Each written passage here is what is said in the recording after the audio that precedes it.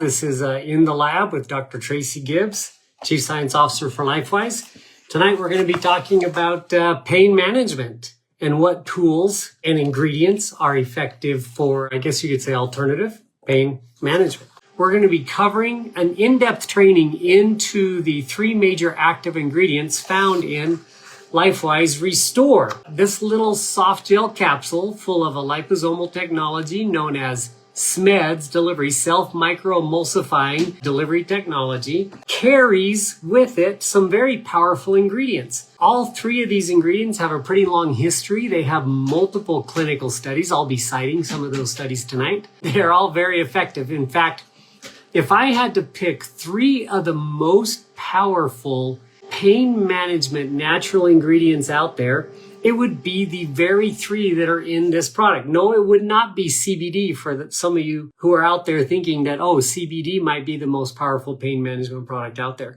It actually isn't. One of the ingredients I'm going to be talking about tonight is a cannabinoid, but it is not from hemp. It actually comes from cruciferous vegetables. So we're going to be talking about P.E.A. or Palmitoylethanolamide at the very last. But we're going to start with probably one of the most common ingredients known for pain management out there, but there's some things you might not know about this ingredient that we're going to talk about tonight. One of the main ingredients, and if you go to the supplement facts panel, you're going to see that we have a standardized curcumin. Now, why is standardization important? I'm going to tell you a little bit of a history of curcumin. I guess we can start with the actual history, the historical value of curcumin. But curcumin, or turmeric root, has a documented use of over 2,000 years. In fact, some of the earliest documents are older than that. They're about 2,500 years. Yes, they're written in Sanskrit. Yes, they are from the Indian continent or subcontinent, I guess is what it's called. It has been used in Ayurvedic medicine for a very, very long time. It's actually used as a food ingredient in Indian food. One of the funniest comments I get, and I hope you guys remember this one, but I get people asking me all the time, I'm on blood thinner medications. My doctor told me I couldn't take curcumin. It's like mind-boggling when I hear that, because blood thinner medications destroy platelets, right? Whereas curcumin actually benefits and supports platelets, but it reduces fibrinogen content. So fibrinogen and platelets work together to clot your blood. All blood thinning medications do is destroy platelets. They don't act on fibrinogen at all. And so it's two totally different mechanisms in action. And this is what I always tell people when they say that. You have a little over 1 billion people in India who eat turmeric root, in other words, curcumin, every single day. Like it's breakfast, lunch, and dinner. It's a main ingredient in most Indian foods. And are you telling me of the 1.2 billion people in India that none of them are on blood thinners?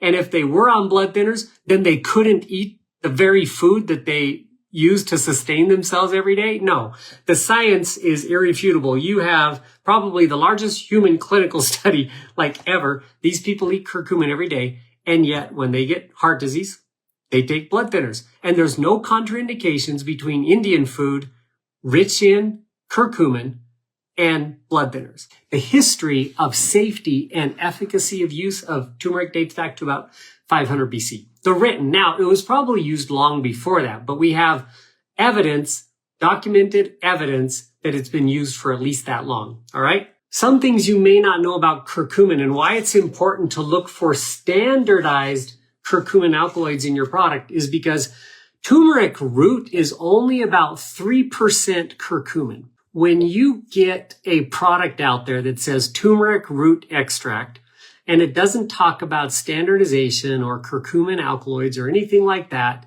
I wouldn't use it. It's just playing on the fact that turmeric is a popular ingredient right now, and a lot of people use it for pain management as an alternative to opioids and things like that. And so you've got a lot of charlatan companies out there selling turmeric root extract. It must say curcumin, and it must state a percentage of active curcumin alkaloids, because if it's turmeric root extract, it might only be 3% curcumin. And it's not the root, turmeric root, that has any beneficial properties. It's the curcumin found within that root, or the active phytochemical that has the pain management properties. Find something that is 90%, 95%, 98% standardized curcumin. But that's not all. There's another important thing you need to understand about curcumin. I'm actually going to cite some studies here. So there was multiple studies done in the 1990s on curcumin. Most of them were bioavailability and absorption studies because pharmaceutical companies were looking in the 90s for drug alternatives to opiates. And they knew the science behind curcumin and how it could actually act as a pain reliever, but they needed to test the absorption and bioavailability. And they found, and this was in 2007, they found that curcumin was less than 1% bioavailable when orally ingested. So they stopped studying it. I mean, think about like taking an Advil or an ibuprofen or something, you orally ingest it and your pain is alleviated, right? I mean, it says it right on the OTC bottle for pain and inflammation. If you're taking like Tylenol or Tylenol 3, the prescription, that's what doctors prescribe it for. It has to be orally ingested. Well, imagine a pharmaceutical company studying something as amazing as curcumin, knowing that in vivo studies showed it was a great pain reliever, but then as soon as you orally ingest it, it had no efficacy whatsoever because it had no bioavailability. A leading team of researchers in late 2007 discovered that if you combine curcumin with black pepper extract or a phytochemical known as piperin, they thought it was breakthrough. They thought it was amazing. They were like, oh my gosh, we just increased the absorption of curcumin by 100%. Now that sounds amazing. But when you do the numbers and you think about it, if curcumin is like 1% or 3% or 5% bioavailable when orally ingested, and then you add black pepper, because everybody says, oh, don't take curcumin unless it has black pepper extract. Well, that was based off of this 2007 German study. If curcumin is 1% bioavailable and you just increased absorption and bioavailability by 100% using black pepper extract, 2%. 100% increase over 1% is 2%. And if it's 5%, 100% increase is 10%. It's pretty easy to do the math on that. In other words, it still sucks. Okay. If you're taking a curcumin with black pepper extract or piperin, your product still sucks. I'm sorry, it does. Even though you paid twice as much for it because they always talk about 100% increase in bioavailability, but it still is crappy. There was a researcher, Dr. Robert Nicolosi, University of Massachusetts, in 2010, used a microemulsion technology to increase the absorption and efficacy of curcumin. What he discovered that was by using liposomal technology, he was able to increase the absorption of curcumin by 1,000-fold.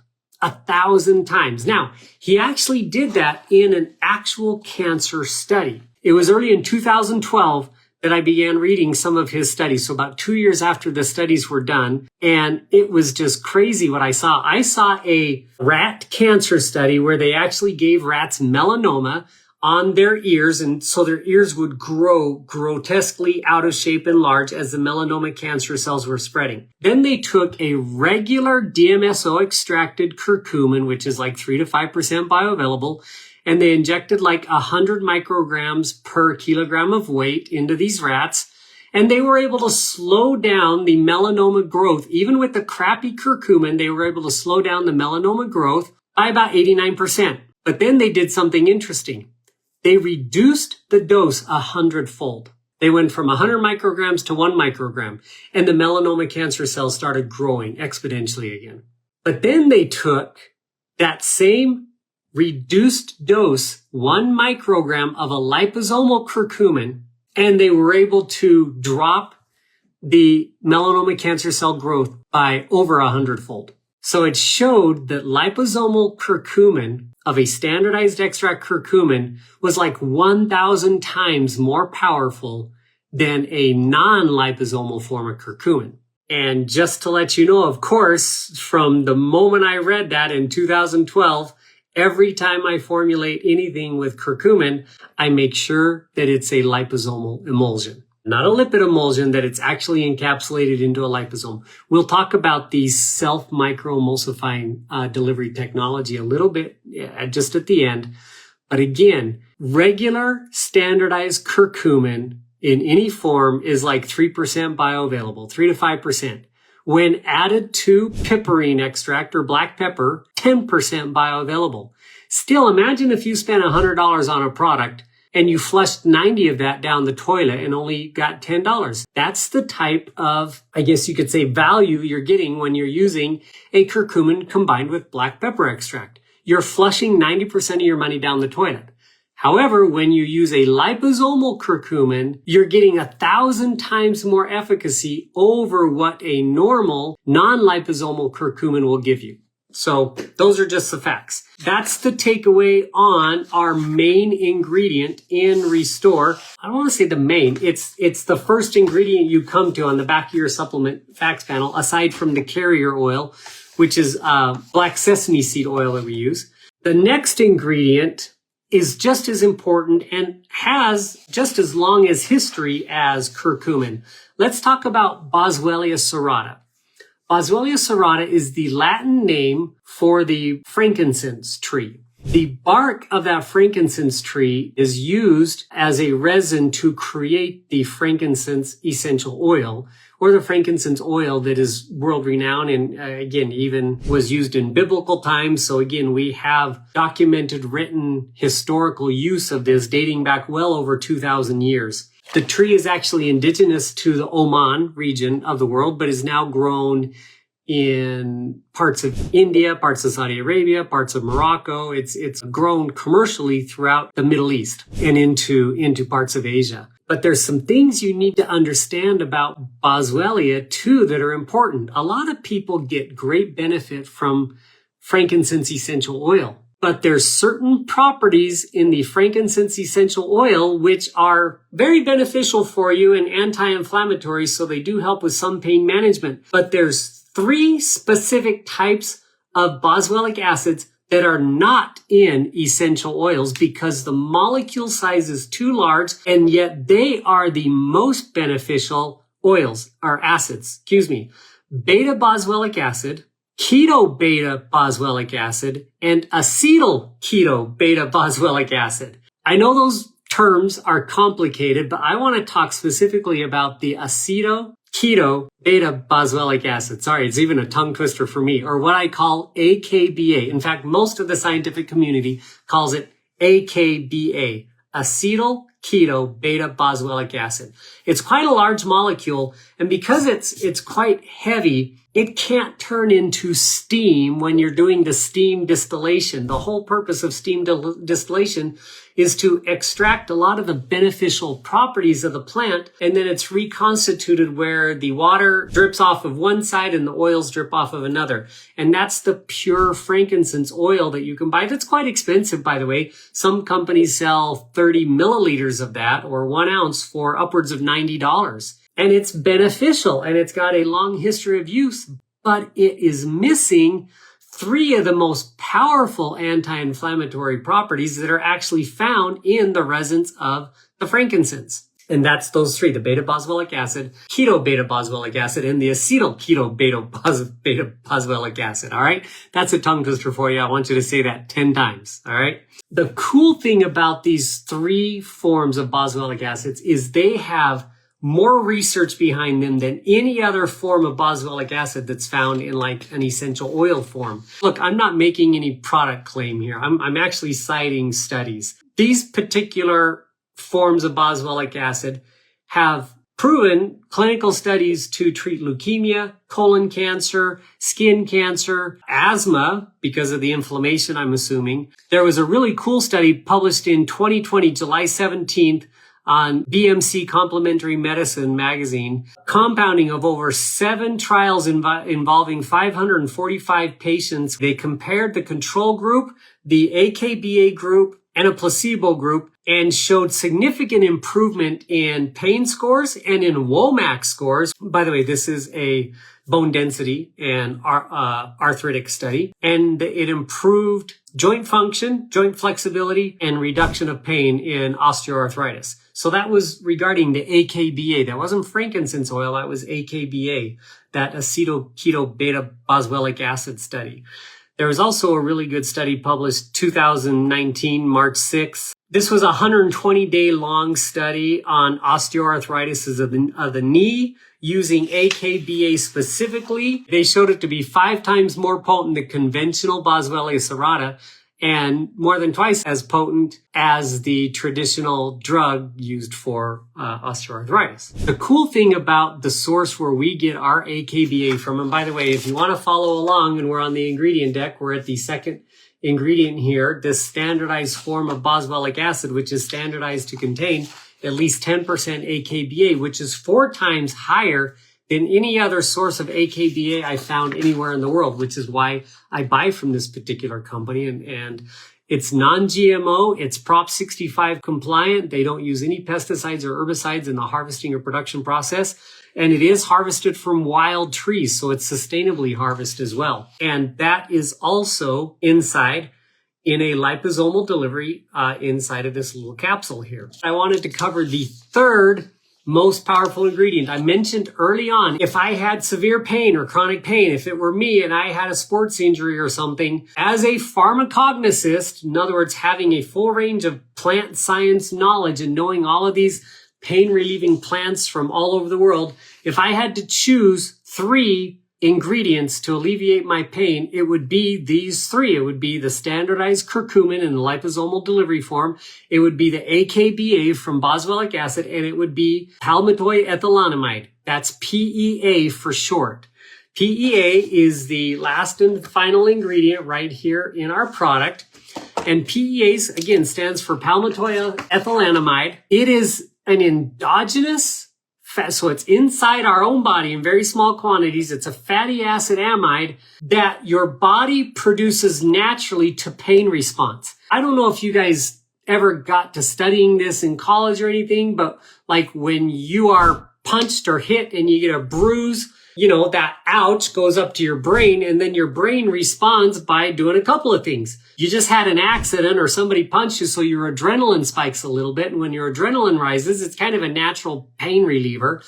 But your body sends fibrinogen and platelets down there and white blood cells to help begin the healing process, to prevent clotting and then help start in the healing process. There's a whole bunch of other signals that get sent out, but one of those is this amide called P.E.A. So it's naturally found in our body. The problem is once we hit about age 30, 35, the amount of P.E.A. normally found in our body has been reduced by more than 60%. So it does wear out over time, and your body's production of it reduces over time. And you can find it exogenously. In other words, not only inside your body, but outside of your body, you can find it in cruciferous vegetables.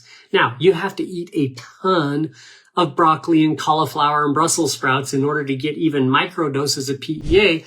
But luckily, we have natural extraction processes nowadays, and we can extract P.E.A. from these cruciferous vegetables. And because it's a fatty acid, we can also encapsulate it in a liposome and improve the absorption and delivery. And this is where the S.M.E.D.S delivery technology comes into play. S.M.E.D.S delivery actually sends molecules to where your body needs it. In this capsule, when you take this capsule, if there's any part of your body that is experiencing, unhealthy inflammation, Restore was formulated to help balance healthy inflammation markers. If you're out of whack for inflammation, again, there are natural ingredients that can help restore balance to your body's inflammation markers. P.E.A. is one of those ingredients. I'm actually going to cite the study you can kind of see the graph on the back of your packaging here. This is for this combination of ingredients that we have compiled together right here.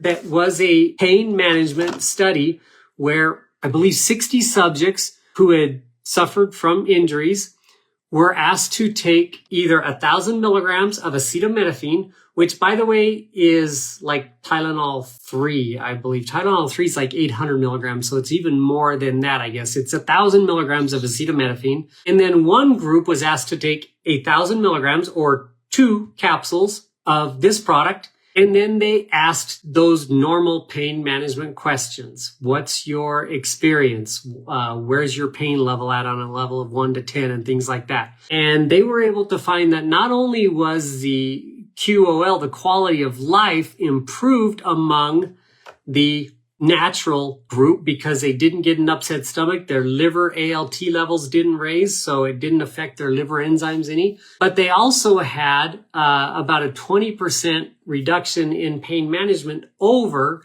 the acetaminophen group.